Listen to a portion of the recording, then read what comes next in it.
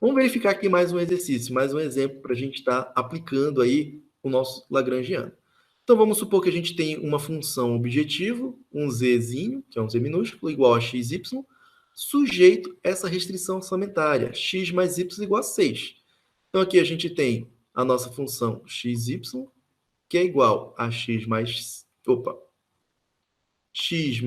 y, e a gente tem aqui que esse 6 vai ser o nosso c. Então, basta a gente estar substituindo lá no nosso Lagrangiano. Então, aqui a gente tem xy, que é a nossa função, o objetivo, mais lambda, que multiplica c, que nesse caso é 6, menos a nossa função. Vem aqui, ó, ele é menos a função gy. Então, a gente vai ter que fazer joguinho de sinal, tá? Menos com mais aqui vai dar menos, e menos com mais também dá menos. Por favor, gente, tenha atenção nesse joguinho de sinal. Então, pela condição de primeira ordem, a condição necessária, a gente vai estar derivando isso daí e igualando a zero, tá bom? Essas derivadas não são tão difíceis de você estar executando. Quando a gente derivar em relação a lambda, não esqueçam que x e y vão ser agora constantes. Então, a derivada aqui desse nosso primeiro termo vai para zero, e quando a gente derivar em relação a lambda, o carinha do lambda some e vai sobrar apenas quem? O c menos o g de xy. Então, a gente já sabe a regra geral quando a gente deriva em relação a lambda. Já vai sobrar esses nossos termos. O c, que é 6, menos a nossa função de restrição. Igual a zero, porque é uma condição necessária de primeira ordem. Agora, vamos derivar em relação a x. Quando a gente deriva em relação a x, a nossa função do Lagrangiano, esse nosso primeiro termo aqui, x vezes y, vai sobrar apenas y. E quando a gente derivar aqui a nossa função de restrição, a gente vai derivar apenas os termos que tem x, tá certo? Então, nesse caso aqui, se a gente multiplicasse o lambda vezes o 6, ainda não tem termo x. Essa derivada vai dar zero.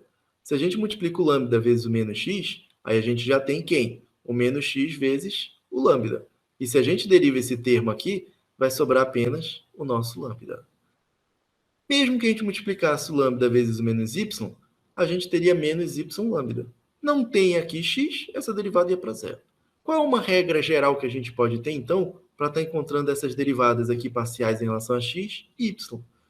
É muito simples. Esse termo que a gente vai ter aqui, ele vai ser o que a gente chama de um g com subíndice em x, ou um g com subíndice y.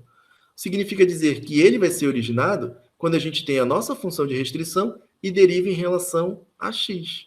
Se a gente derivar essa nossa função de restrição em relação a x, vai dar igual a 1, e se a gente deriva em relação a y, vai dar igual a 1.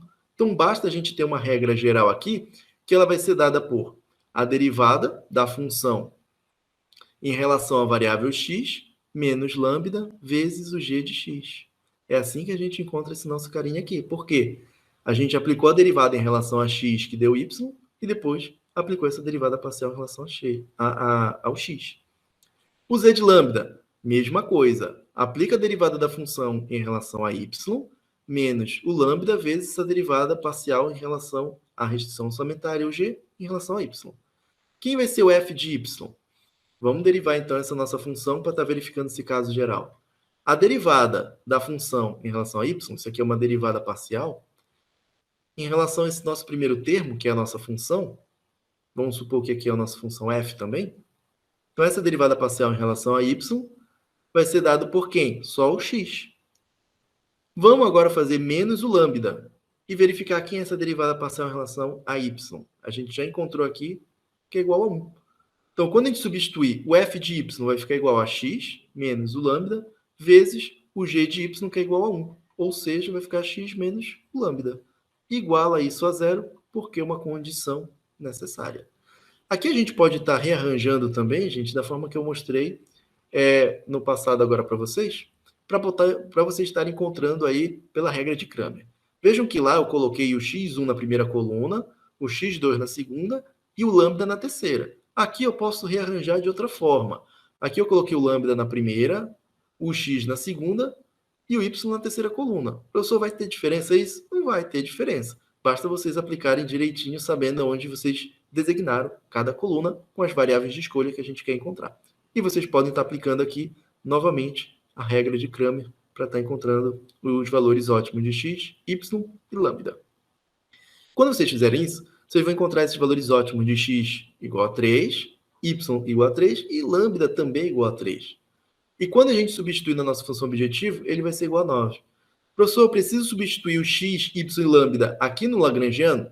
Não, não tem necessidade não, tá, gente? Vocês podem pegar o valor de x e y, que são os críticos, e substituir aqui na nossa função objetivo. Professor, não tem porquê eu colocar então o valor de lambda aqui? Não tem porquê, tá bom? Basta substituir direto aqui nessa nossa função. Até porque se vocês substituírem o valor de x e y nessa nossa função, esse cara aqui que está entre parênteses vai para zero, fazendo com que zere todo esse termo, sobrando só a nossa função objetivo. É por isso que inserir esse nosso multiplicador de Lagrange, o lambda, ele não altera em nada a nossa função de objetivo que a gente tem interesse, tá bom? Aqui eu deixei para vocês listado alguns exercícios que vocês podem estar pausando aí para poder estar executando. Esses exercícios, gente, estão disponíveis lá no livro do Chiang, ao final desse nosso tópico. E vocês têm a total capacidade de estar resolvendo todos os exemplos que eu coloquei aqui para vocês. Qualquer dúvida, vocês podem estar me enviando lá no Classroom, por e-mail, que eu vou estar respondendo vocês. Sugiro enviar pelo Classroom, que eu posso estar resolvendo para todo mundo. Ou então vocês podem estar também colocando aqui no comentário desse nosso vídeo, que eu posso estar resolvendo para vocês. Se for muito confuso, muito complicado, eu posso gravar um outro vídeo resolvendo, tá certo? Então, até a próxima aula, gente.